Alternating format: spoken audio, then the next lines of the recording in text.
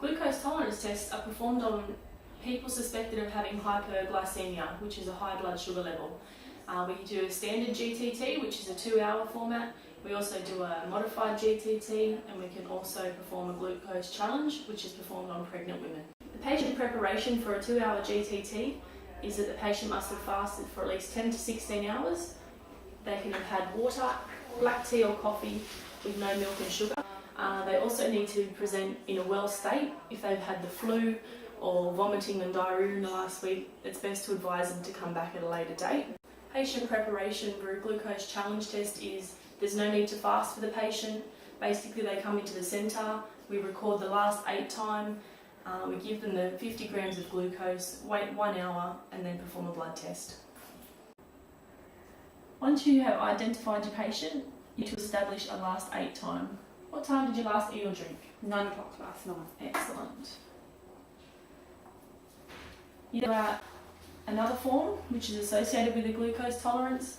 It's for pregnant or non-pregnant patients. You just need to fill out the correct box. So for this particular test, we're doing the standard 2-hour. So I usually cross out all the others. And we need to write the time that we're collecting the fasting sample, which will be 9 AM, and our collector's initials. Instructions for the actual glucose tolerance are written in the box. It'll tell you how much glucose to give the patient and when to collect the samples. So for the standard 2-hour test, you collect one at a fasting time, which is 9 AM, and I collect one 2 hours later, so the time difference should be roughly 2 hours.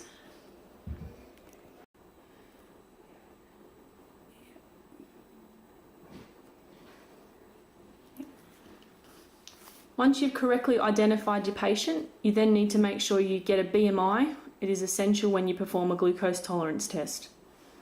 In your centre box, you need to clearly indicate a last 8 time. This is very important for the laboratory. The essential information that you get in your centre box is your stamp, a billing code, the time and date of collection, also the collector's code or initials. You definitely need a last 8 time and how many hours that is, PP.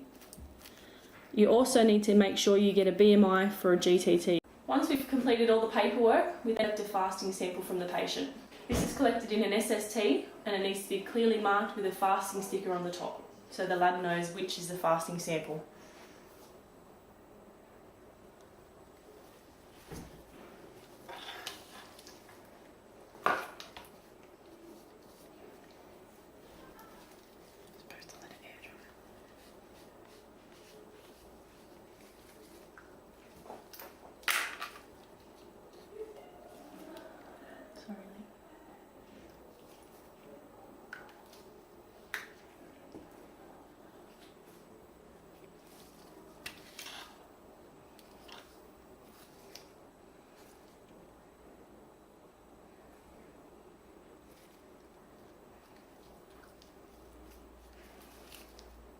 Just press there for me.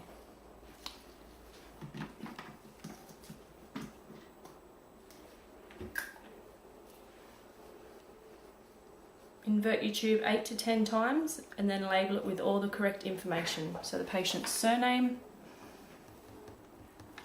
first name, date of birth,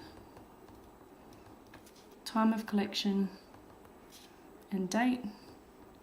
And with the glucose tolerance, we need to then label it with 0-hour GTT and our collector's initials. You must write 0-hour GTT on the fasting tube and then 2-hour GTT on the second tube, so the lab can identify which one was the fasting and which one was the 2-hour glucose tolerance. In the lab, they're going to receive 2 samples with the same patient and the same test, so they need to be able to clearly define which one was the 0-hour and which one was the 2-hour.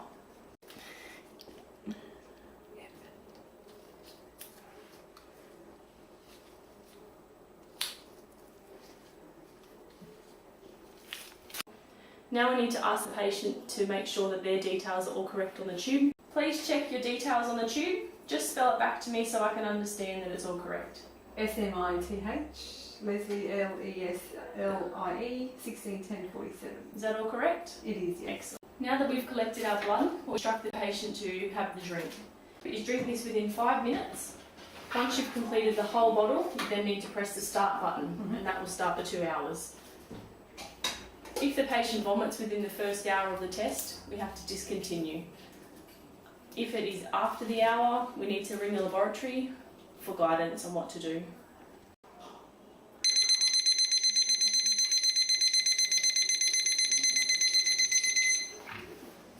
Once the 2 hours is up, get the patient back into your room and collect another blood sample into an SST.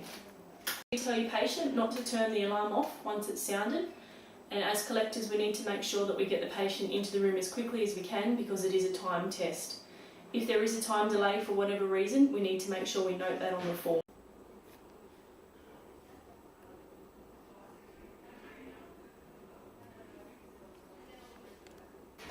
Once we've collected our fasting and 2 hour blood samples, we need to band them together and transport them to the lab like this. We then offer our patient a refreshment. They're going to have a substantial drop in their sugar levels and we need to make sure they get home safely. So by offering them a juice and a biscuit, this should sustain them until they get home.